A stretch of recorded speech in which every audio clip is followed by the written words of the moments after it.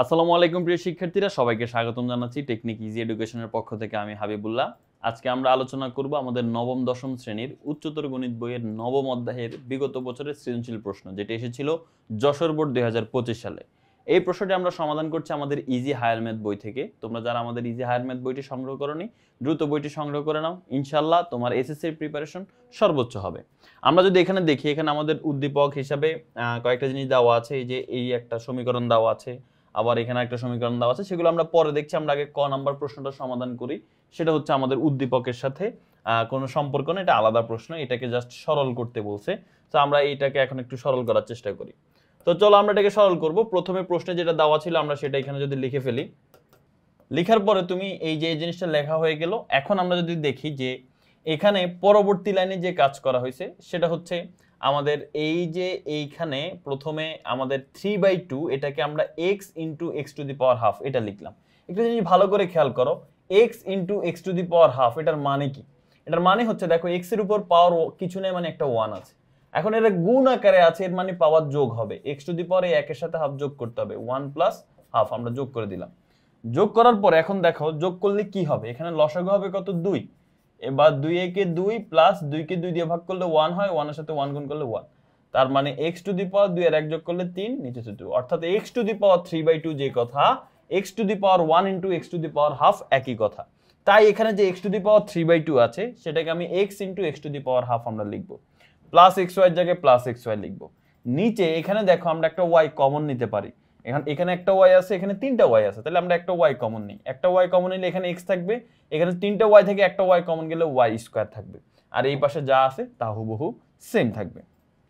এখন আসো উপরে এখান থেকে কি কমন যায়, এখান থেকে এই যে দেখো এখানে একটা x আছে, এখানে একটা x আছে।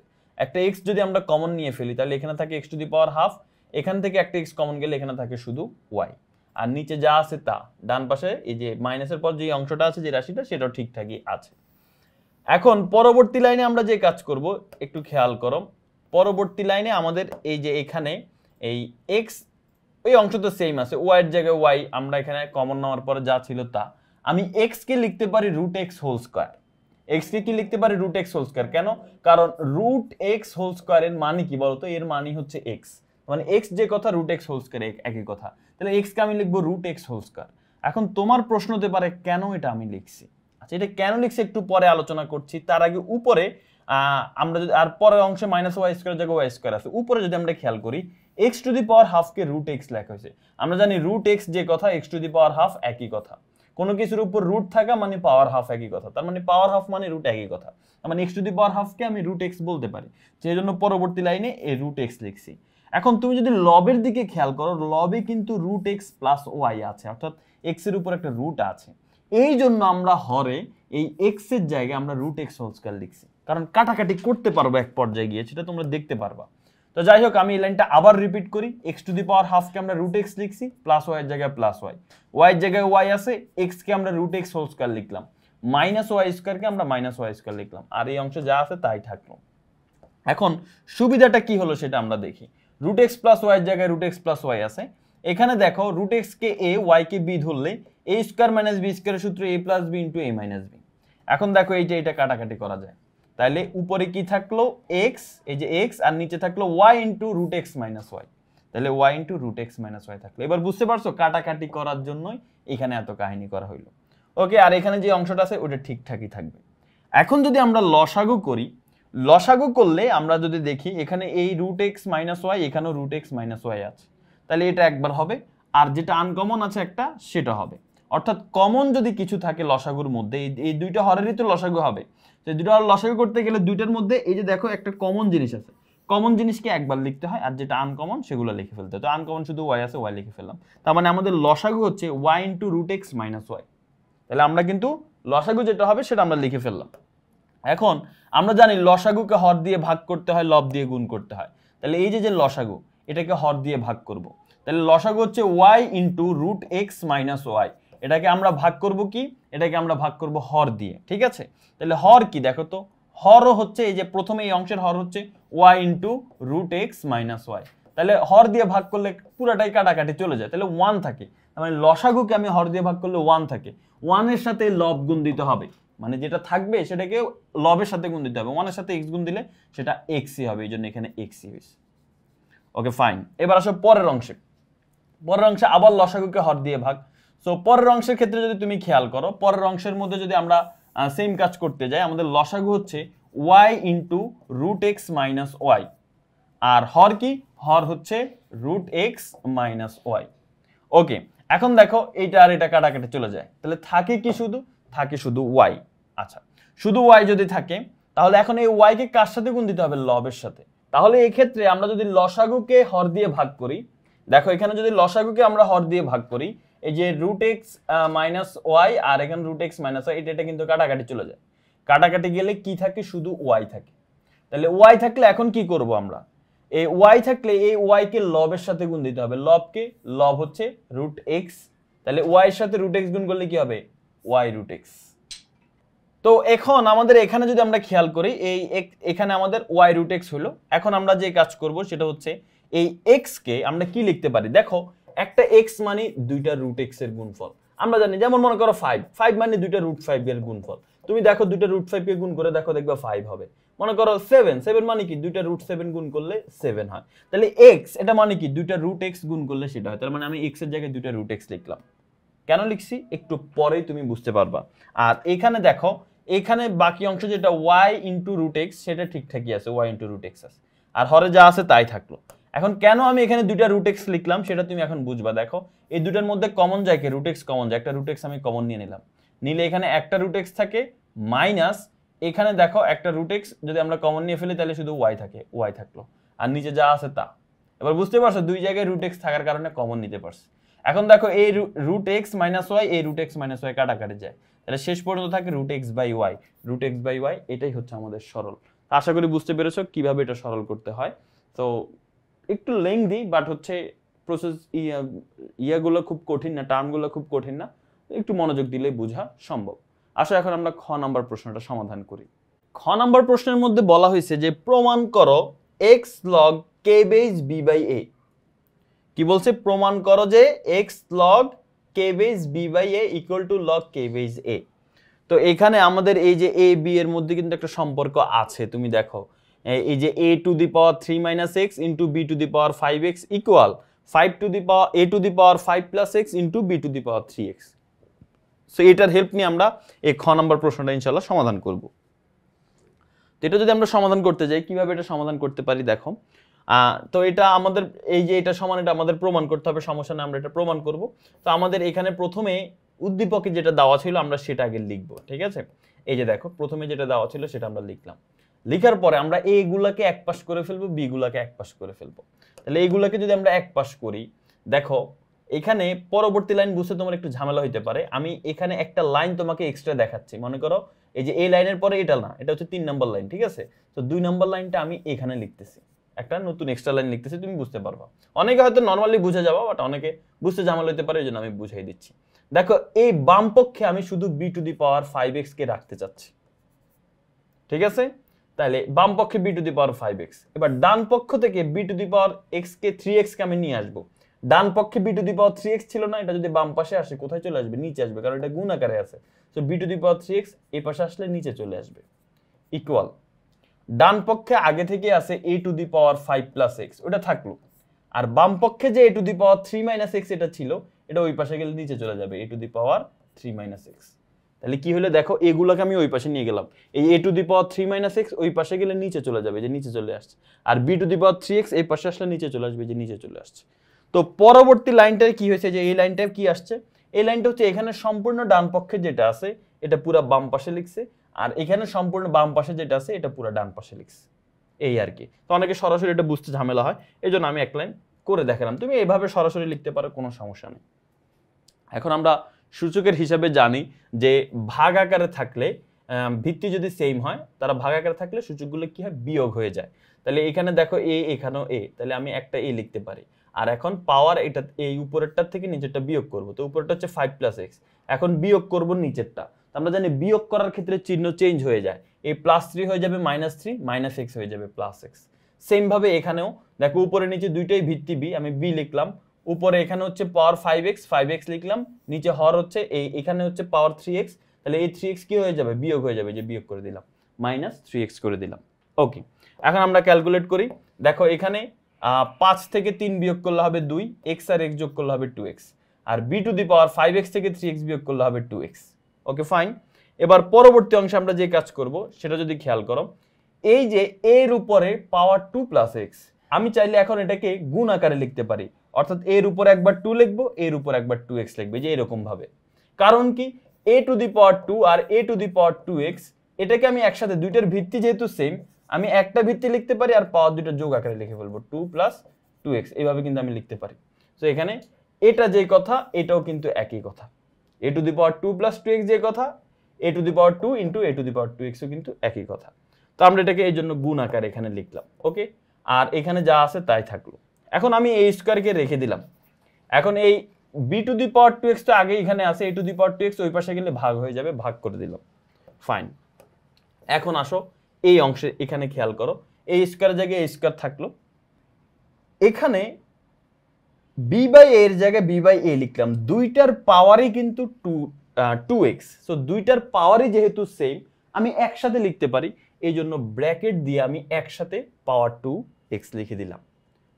এখন এখানে তুমি যদি খেয়াল করো যে এখানে স্কোয়ার ছিল, স্কোয়ার তো চলে গেছে, ওইখানে স্কোয়ার ছিল, স্কোয়ার কই? তোমার একটা প্রশ্ন আসতে পারে যে ভাই এখানে স্কোয়ার নাই, এখানে 2 কই, কোথায় চলে গেছে? দেখো একটা জিনিস খেয়াল করো, আমরা এই যে এই লাইনের পর আমি তোমাকে একটু বুঝাই, এই বাম পক্ষে এই স্কোয়ার আছে, এই স্কোয়ার লিখলাম, ইকুয়াল ডান পক্ষে ছিল কি b by a to the power 2x, তাই তো? আমি টু দি পাওয়ার 2x না লিখে আমি শুধু x লিখলাম, 2 কে আমি তার উপরে পাওয়ার দিলাম, এতে কোনো ঝামেলা আছে? কোনো ঝামেলা নাই। কেন? কারণ কি, দেখো এটা পাওয়ারের উপরে পাওয়ার, তাই না? একটা পাওয়ার x, তার উপরে আবার পাওয়ার 2, তো পাওয়ারের উপরে পাওয়ার হইলে তারা গুণ হয়। গুণ মানে কি, এই x আর 2 গুণ হয়ে যাবে, x আর 2 গুণ দিলে কি হয়, 2x ই হয়। তার মানে এই 2x যে কথা, এই যে দেখো এই 2x টা যে কথা, এই x স্কয়ার দুইটাই পাওয়ার আকার আছে, এটাও একই কথা, কারণ এই দুইটা গুণ আকারেই আছে, পাওয়ারের উপর পাওয়ার থাকলে তারা গুণ হয়, x আর 2 গুণ দিলে কি হবে, 2x ই হবে। তার মানে আমি 2x কে আমি এই x স্কয়ার লিখতে পারি, মানে b by a to the power x to the power 2, এটা আমরা লিখতে পারি। এখন আমি উভয় পক্ষে যদি বর্গমূল করে দেই, অর্থাৎ এটাকেও আমি রুট করে দেই এই স্কয়ারকে, আবার এখানে যে b by a to the power x to the power 2, এটাকেও আমি রুট করে দেই, তাহলে এই রুট আর স্কয়ার কাটা, রুট আর স্কয়ার কাটা, তাহলে কি থাকে, এখানে থাকে শুধু a, আর এখানে থাকে b by a to the power x। আশা করি বুঝতে পারছো, ঠিক আছে? তাহলে এখন এই যে লাইনটা, এই লাইনটা কিভাবে আসছে এটা আশা করি বুঝতে পেরেছো, এর মান এত। তো এর মান এত করাতে আমাদের একটা সুবিধা হয়েছে, সেই সুবিধাটা কি তুমি এখন বুঝতে পারবে। এই যে দেখো এখানে আমাদের প্রশ্নে যে কথাটা বলা ছিল, প্রশ্নে বলা ছিল যে log x log k base b by a সমান log k বেজ a, এটা হচ্ছে প্রমাণ করতে বলছে।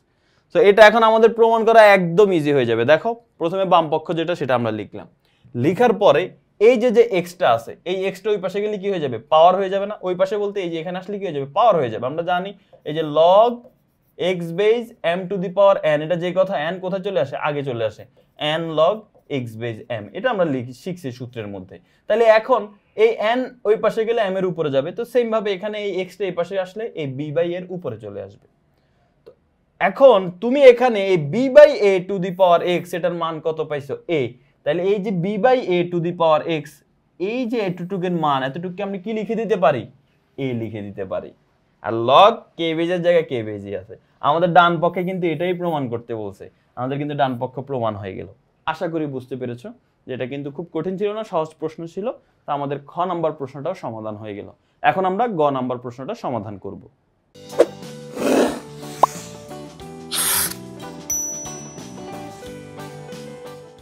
গ নাম্বার প্রশ্ন যদি আমরা খেয়াল করি, এখানে আমাদের বলা আছে যে a plus b plus c সমান 0। এখন আমাদের দেখাতে হবে p ইকুয়াল টু 1। p বলতে কি, এই যে এই প্রশ্ন, এটা সমান 1, খুবই পপুলার একটা প্রশ্ন। তো চলো আমরা এটা সমাধান করি। এটা অনেকভাবে সমাধান করা যায়, আমরা সহজ একটা পদ্ধতিতে সমাধান করি। দেখো কয়েকভাবে করা যায়, তুমি যেভাবে করতে চাও করতে পারো, সমস্যা নাই। আমি একটা দেখাচ্ছি যে দেখো a plus b plus c equal to 0 হলে আমাদের দেখাইতে হবে এই যে p সমান, মানে এইটার মান, এটাকে সমাধান করলে আমাদের 1 হবে। তো আসো আমরা এটা সমাধান করি। তো প্রথমেই আমরা যদি খেয়াল করি, আমাদেরকে বলা আছে, কি বলা আছে, আমাদেরকে বলা হচ্ছে যে a plus b plus c equal to 0। ওকে, তো a plus b plus equal to 0 এটা দেওয়া আছে, আর আমাদের বাম পক্ষটা হচ্ছে p। তুমি যদি প্রশ্নটা খেয়াল করো, দেখো প্রশ্নের বাম পক্ষে কি বলা আছে, এই যে বাম পক্ষ হচ্ছে p। এখন এই p সমান আমরা 1 দেখাবো। সো p এর মান আমরা এখানে বসাই দিব, এই যে p এর মান হচ্ছে এইটা, প্রশ্নের মধ্যে p এর মান এটা দেওয়া আছে উদ্দীপকে, বিশ্বাস না করলে দেখো এই যে p এর মান হচ্ছে এটা। তো p এর মান আমি এখানে বসাই দিলাম। p এর মান বসানোর পরে এখন আমরা যে কাজ করব, প্রথম যে অংশটা এটাকে আমরা সেম রেখে দিব। এই যে প্রথম যে এখানে তিনটা পার্ট আছে, দেখো প্রথম পার্টটাকে আমরা সেম রেখে দিব। রাখার পরে এখন আমাদের টার্গেট হবে এই প্রথম পার্টের হরে যা যা আছে 1 আছে, x এর উপর পাওয়ার b আছে, x এর উপর পাওয়ার মাইনাস c আছে, আমাদের টার্গেট থাকবে বাকিগুলার হরও যেন এইটার মতো সেম হয়। তো এটা আমরা কিভাবে করতে পারি? তো প্রথমটাকে আমরা সেম রেখে দিলাম, যেভাবে আছে ওইভাবে রেখে দিলাম। দ্বিতীয়টাকে আমরা যে কাজ করব, দেখো এখন এখানে x to the power c আছে, তুমি দেখো তো আমাদের প্রথমটার হরের কোথাও কি x to the power c আছে? কোথাও x to the power c নাই। তো যেহেতু কোথাও x to the power c নাই, আমাদের এটাকে সরাইতে হবে। এখন x to the power c কে কিভাবে সরায়? x to the power c এর সাথে যদি তুমি একটা x to the power minus c গুণ করো তাহলে সরে যায়। কেমনে? দেখো x to the power c এর সাথে, এই যে দেখো দুইটার বেজই হচ্ছে x, তাহলে পাওয়ার দুইটা কি হয়ে যাবে? যোগ হয়ে যাবে। c এর সাথে মাইনাস c যোগ করলে প্লাসে মাইনাসে মাইনাস c হবে। তার মানে c মাইনাস c মানে কত? 0। x টু দি পাওয়ার 0 মানে 1 হয়ে যাবে। তার মানে আমাদের টার্গেট থাকবে এই x to the power c কে সরাইতে হবে। এখন x to the power c কে সরাতে হলে x to the power minus c গুণ করতে হবে। এখন x to the power minus c তো শুধু এখানে গুণ করলে হবে না, হর ও লব সবার সাথে গুণ করতে হবে, তাহলে মানের পরিবর্তন হবে না। তাই আমরা হর ও লব সবার সাথে x to the power minus c গুণ করব। তো 1 এর সাথে x to the power minus c গুণ করলে x to the power minus c হয়, আর এই x to the power c এর সাথে x to the power minus c গুণ করলে 1 হয়। তাই এই x to the power c এর সাথে x to the power minus c গুণ করার কারণে 1 হয়েছে। আশা করি বুঝতে পারছো 1টা কিভাবে আসছে। এখন x to the power minus c শুধু এটার সাথে গুণ না, হরের সাথে গুণ মানে হরের সবার সাথে গুণ হবে। তার মানে মাইনাস এর সাথেও x to the power c গুণ হবে। তার মানে এখন আমরা এই যে আমাদের হর হচ্ছে এখন x to the power minus a, এটার সাথেও আমরা এখন গুণ করব x to the power minus c। তো যদি গুণ করি তাহলে কি করব? দেখো পাওয়ার দুইটা যোগ হয়ে যাবে, এই মাইনাস a এর সাথে মাইনাস c যোগ হয়ে যাবে। তো এখন তোমরা বারবার বলতে পারো ভাই যোগ বলতেছেন কিন্তু বিয়োগ লিখতেছেন কেন? দেখো ভাই তুমি যদি যোগ করো কাকে যোগ করবে? এই পাওয়ারটাকে, তো এই পাওয়ারটা তো মাইনাস c, তাহলে x to the power minus a প্লাসে মাইনাসে কি মাইনাস c হয়। তার মানে x to the power minus a minus c হয়। তাহলে এই জন্য দেখো এখানে x to the power minus a minus c হয়েছে। কি জন্য? x to the power minus c গুণ করতেছে। আচ্ছা এখন আসো 1 এর সাথেও x to the power minus c গুণ করতে হবে। তো 1 এর সাথে x to the power minus c গুণ করলে x to the power minus c হয়। এখানে x to the power minus c আসছে। আচ্ছা এবার আসো এখানে, এখন আমরা আবার এখন তুমি খেয়াল করবা যে পরের লাইনে গিয়ে দেখবে এটা সেম হয়ে যাবে অলমোস্ট। Okay fine. এখন আসো আবার এখানে এসো আমাকে কি করতে হবে? এই যে এইটার হরের মতো বানাতে হবে, এইটার হরের মতো আমাদের কি করতে হবে? বানাতে হবে। তো তুমি যদি এখানে একটা জিনিস খেয়াল করো যে এখানে আছে x to the power a, এখানে আছে x to the power minus b। এখন তুমি বলতে পারো ভাই তাহলে এখানে x to the power a আছে, আপনি x to the power a কে বাদ দিয়ে দেন, কারণ এখানে কোথাও x to the power a নাই। দেখো x to the power a কে বাদ দিয়ে দিব, ভালো কথা, কিন্তু এখানে তো x to the power minus b ও আছে। কোথাও কি x to the power minus b আছে? এই যে এখানে কোথাও x to the power minus b ও তো নাই, ঝামেলা। x to the power minus b ও তো এখানে নাই, তাহলে কি করব এখন? তার মানে আমাদের এখন এমন একটা, হয় আমরা কি করব? মাইনাস a করব, না হয় প্লাস b করব। যেহেতু দুইটাই নাই, কোনো একটা তো করতে হবে, একটাকে তো সরাইতে হবে। এখন কোনটাকে সরাইলে ভালো হয় আমরা সেটা একটু বোঝার চেষ্টা করি। দেখো আমি যদি এখানে b কে সরাই তাহলে আমাদের জন্য ভালো। একটু ভালো করে খেয়াল করো, আমি যদি এই জায়গার মধ্যে এই b কে সরাই, দাঁড়াও এটা হচ্ছে মুছে দেই।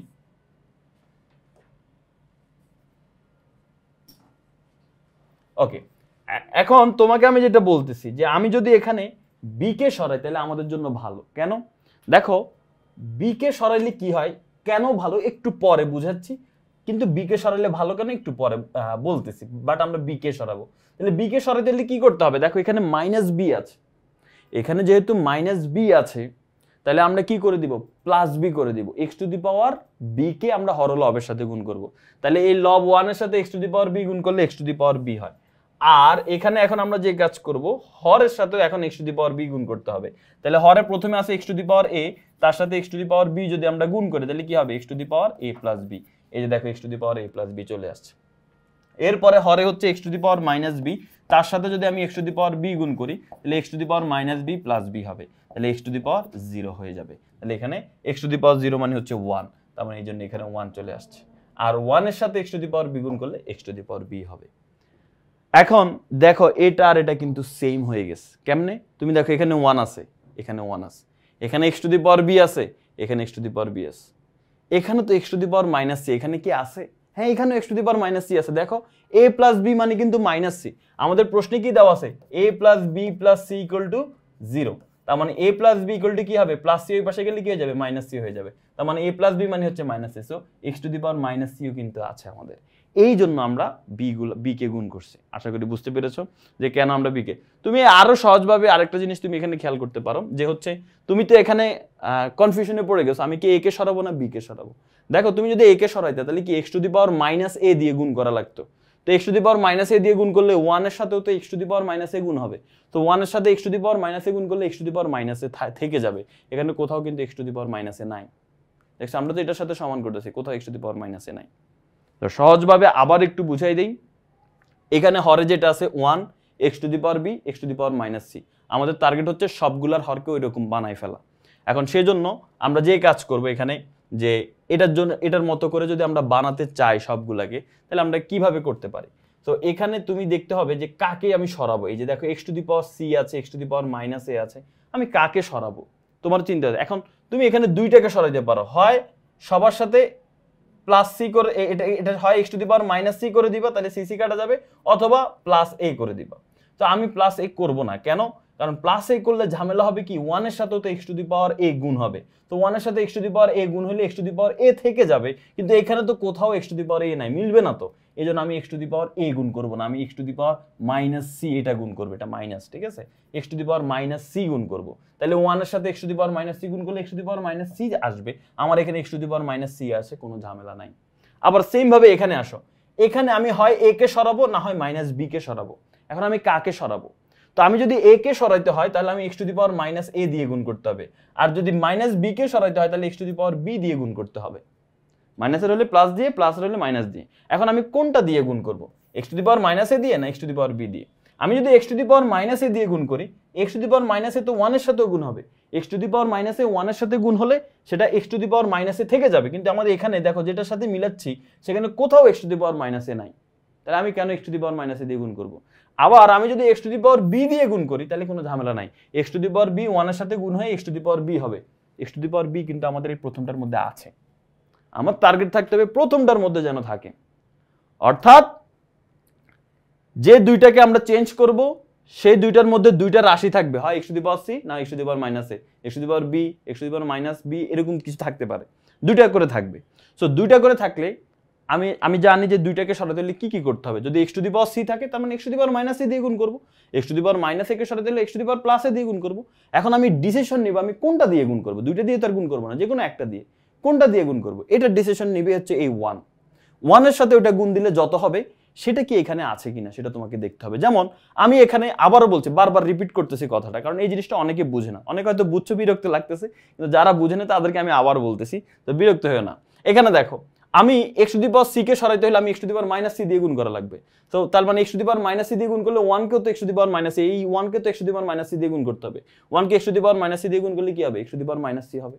এখন দেখো তো এখানে x to the power minus c আছে, হ্যাঁ আছে, তো তাহলে এটা দিয়ে গুণ করবো। এখন তুমি বলো ভাই তাহলে কেন প্লাসে দিয়ে কেন গুণ করবো না, আমি যদি মাইনাস এ কে সরাইতে চাই তাহলে এক্স টু দি পাওয়ার মাইনাসের সাথে আমি যদি প্লাসে গুণ করি তাহলে কি হবে, এটা এই প্লাস এটা তো 1 এর সাথেও গুণ হবে, তাহলে এক্স টু দি পাওয়ার এ যদি 1 এর সাথে গুণ হয় তাহলে এক্স টু দি পাওয়ার এ হয়ে যাবে, কিন্তু এখানে কোথাও এক্স টু দি পাওয়ার এ আছে নাই, তাই আমি এক্স টু দি পাওয়ার এ দিয়ে গুণ করবো না।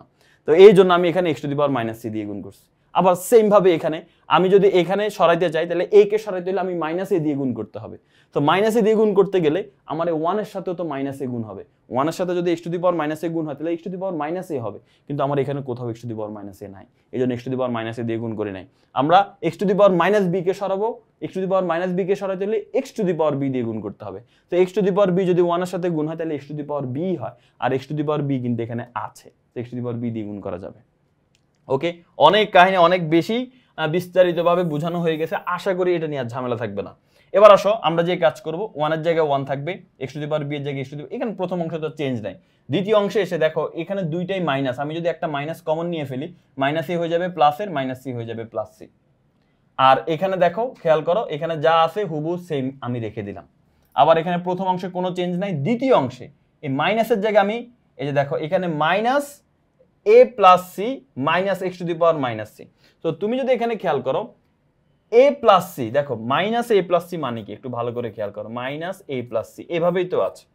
তো প্রশ্নে তুমি যদি দেখো আমাদের উদ্দীপকে কি দেওয়া ছিল, উদ্দীপকে আমাদের দেওয়া ছিল a plus b plus c equal to 0। তো আমি যদি এ প্লাস সি কে রেখে দেই, তাইলে প্লাস বি ওই পাশে গেলে কি হয়ে যাবে ভাইয়া, মাইনাস বি হয়ে যাবে, তাই না? তাহলে এ প্লাস সি মানে কি, এই যে দেখো তো এ প্লাস সি মানে কি মাইনাস বি, তাহলে মাইনাস এ প্লাস সি মানে হচ্ছে মাইনাস বি। তাহলে মাইনাসে মাইনাসে কি হয়ে যায়, প্লাস, প্লাস বি হয়ে যাবে। তার মানে এই জন্য মাইনাস এ প্লাস সি মানে হচ্ছে প্লাস বি। এই যে দেখো মাইনাস এ প্লাস সি এটা মানে হচ্ছে প্লাস বি। এবার বুঝতে পারছো মাইনাস এ প্লাস সি কিভাবে প্লাস বি হয়েছে? তো এই জন্য minus a plus C plus B হয়ে গেছে। সেম ভাবে বাকি অংশ সেম, এখানে এ প্লাস বি এটাকে আমরা কি লিখবো?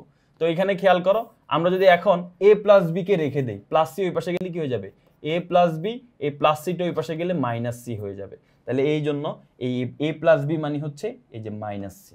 দেখতে পারছো এ প্লাস বি মানে কি, এ প্লাস বি মানে হচ্ছে মাইনাস সি। এখন তুমি যদি খেয়াল করো এখানে তিনটার হরই কিন্তু সেম, একটু উল্টাপাল্টা করে দেওয়া আছে বাট হর কিন্তু সেম। দেখো এখানে x to the power b আছে, 1 আছে, x to the power minus c আছে। এখানে দেখো x to the power b আছে, 1 আছে, x to the power minus c আছে। x to the power b আছে, 1 আছে, x to the power minus c আছে। হর কিন্তু সেমই, একটু আগ পিচ করে আছে বাট সেম।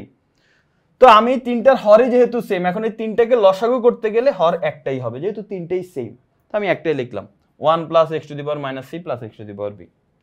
এখন আমরা আসি লসাগু করব। লসাগু করতে হলে কি করতে হয়, লসাগুকে হর দিয়ে ভাগ করতে হয়।